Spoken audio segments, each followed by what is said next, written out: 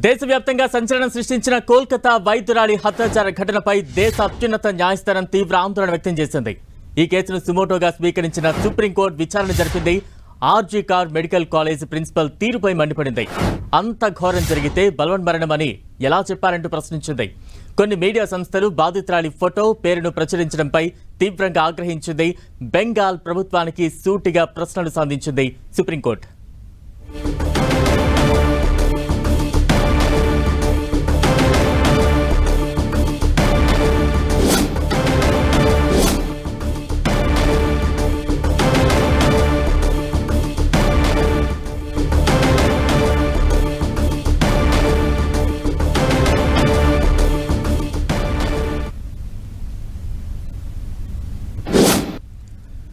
హత్యాచార ఘటనకు సంబంధించి సుప్రీంకోర్టు పలు ఆదేశాలు జారీ చేసింది. అలాగే బెంగాల్ ప్రభుత్వానికి పలు ప్రశ్నలు సంధించింది. తాజా అప్డేట్స్ అందించేందుకు మా ఢిల్లీ ప్రతినిధి గోపి సిద్ధంగా ఉన్నారు. గోపి.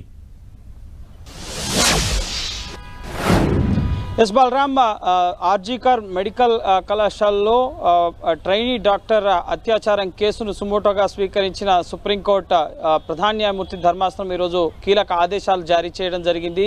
దేశవ్యాప్తంగా వైద్యులు అలాగే మహిళల భద్రత కోసం జాతీయ స్థాయిలో ఒక టాస్క్ ఫోర్స్ని ఏర్పాటు చేస్తూ కీలక ఆదేశాలను జారీ చేయడం జరిగింది. వైద్యుల భద్రతకు సంబంధించి కీలక సూచనలు చేయాలని 3 వారాల్లోగా దీనిపైన మధ్యంతర నివేదిక ఇవ్వాలి, 2 నెలల్లోగా పూర్తిస్థాయి నివేదిక ఇవ్వాలని చెప్పి జాతీయ టాస్క్ ఫోర్స్ని ఏర్పాటు చేయడం జరిగింది.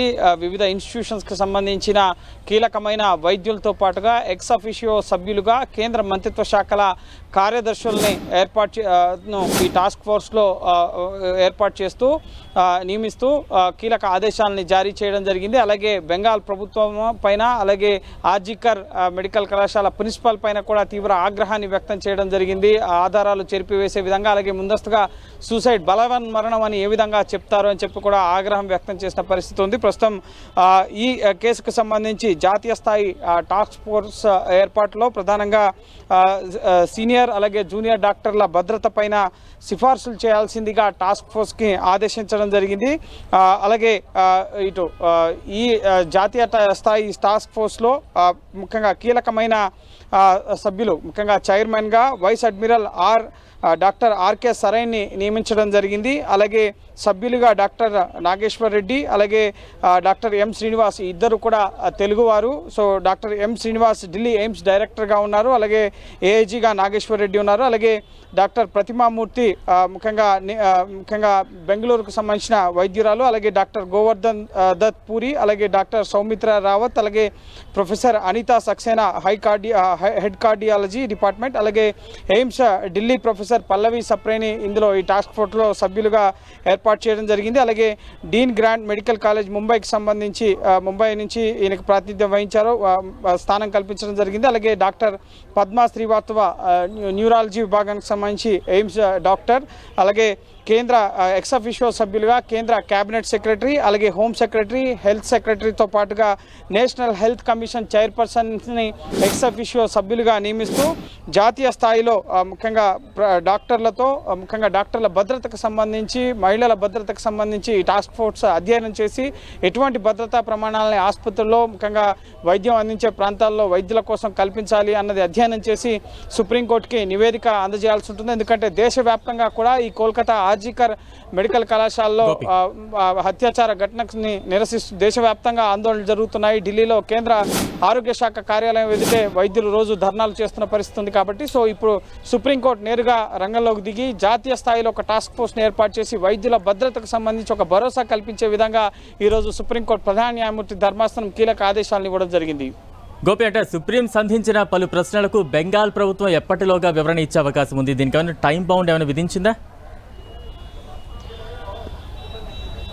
ఎస్, ఈ ఆర్జీ కార్ మెడికల్ కళాశాలలో అత్యాచారం భద్రతకు సంబంధించి కీలక ఆదేశాలు ఇవ్వడం జరిగింది. అలాగే అత్యాచార ఘటనకు సంబంధించి కూడా బెంగాల్ ప్రభుత్వం అనుసరించిన తీరు పట్ల కూడా విమర్శలు వస్తున్న నేపథ్యంలో సుప్రీంకోర్టు కూడా కొన్ని కీలకమైన ప్రశ్నలు సంధించింది. ఎందుకు క్రైమ్ సీన్ని సేఫ్ చేయలేకపోయారు, అంతగా మాబ్ వచ్చి అక్కడ అల్లర్లు చేసి అంత ధ్వంసం చేస్తుంటే చూస్తూ ఎందుకున్నారు అని కూడా సుప్రీంకోర్టు ప్రధాన న్యాయమూర్తి ప్రశ్నించారు.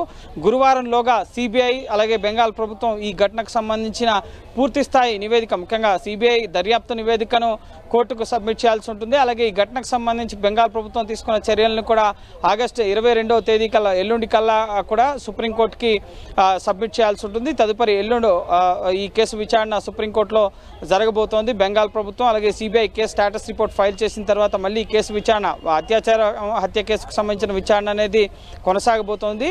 భద్రతకు సంబంధించి వైద్యుల భద్రతకు సంబంధించి ఆందోళనలు దేశవ్యాప్తంగా జరుగుతున్నాయి. ఓపీడీ సేవలు నిలిపివేసి రోడ్డెక్కిన పరిస్థితి ఉంది కాబట్టి సో వైద్యుల నిరసన విరమింపజేసేందుకు అలాగే వైద్యులకు భద్రత కల్పించే దిశగా చర్యలు ఉండే విధంగా ఒక జాతీయ స్థాయి టాస్క్ ఫోర్స్ని ఇటు కేంద్ర ప్రభుత్వంలో ఉన్న ఉన్నతాధికారులు అలాగే వైద్యులు కూడా వివిధ డిపార్ట్మెంట్లలో ఉన్న వైద్యులు అందరి సలహాలు అన్ని స్టేక్ హోల్డర్స్ సలహాలు కూడా తీసుకుని వైద్యులు మహిళల భద్రతకు సంబంధించి కీలక సూచనలు చేసిన తర్వాత ఆ నివేదిక సుప్రీంకోర్టుకు చేరుతుంది. సుప్రీంకోర్టుకు చేరిన తర్వాత కేంద్ర ప్రభుత్వం ఆ నివేదిక ఆధారంగా కొన్ని కీలక చర్యలు వైద్యుల భద్రతకు సంబంధించి తీసుకునే అవకాశం ఉంటుంది. మరోపక్క వైద్యులు నేషనల్ ముఖ్యంగా జాతీయ స్థాయిలో సెంట్రల్ ప్రొటెక్షన్ యాక్ట్ని వారు కోరుతున్నారు. వైద్యులకు పనిచేసే ప్రాంతాల్లో సేద తీరేందుకు ప్రత్యేక వసతులు కోరుతున్నారు.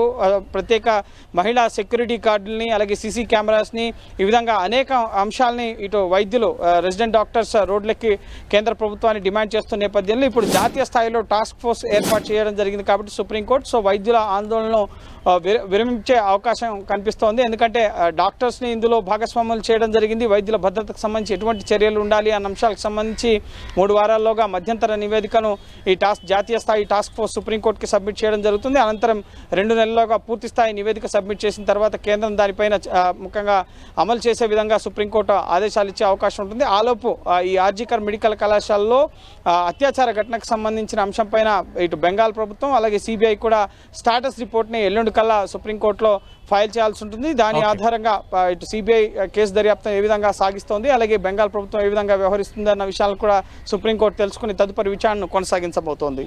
Right, thank you Gopi.